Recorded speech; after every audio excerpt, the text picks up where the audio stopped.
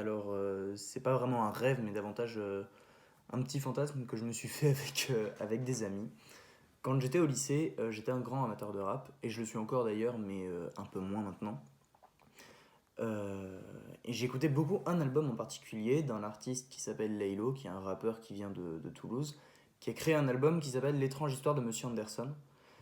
Et donc cet album, c'est à la fois de la musique et c'est à la fois une histoire dans le sens où la structure et l'ordre des morceaux est construit de façon à raconter une histoire, une espèce de court métrage euh, qu'on peut adapter en pièce de théâtre. Et moi du coup, donc, j'écoute ces choses-là.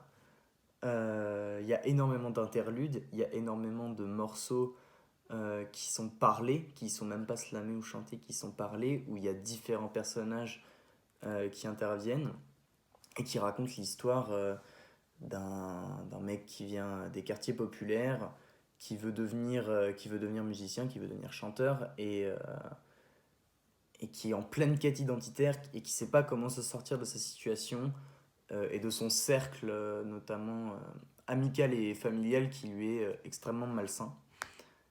Et donc moi j'écoute ça, je trouve ça incroyable. Genre j'ai un énorme coup de cœur pour ce projet-là parce que ça me parle, parce que c'est quelque chose qui me ressemble un petit peu aussi, pas dans le côté malsain ou quoi, mais dans le côté de comment je fais pour essayer d'accomplir ce que je veux faire artistiquement parlant. Et donc je suis avec des potes, on écoute ça tous ensemble et on se dit mais en fait on devrait faire ça en pièce de théâtre. On devrait faire ça en pièce de théâtre avec des musiciens, des chanteurs, des danseurs aussi. À un moment, on voulait y inclure des chorégraphes. Et finalement, on s'est tous un peu perdus de vue avec ces gars-là, même si on se parle encore régulièrement.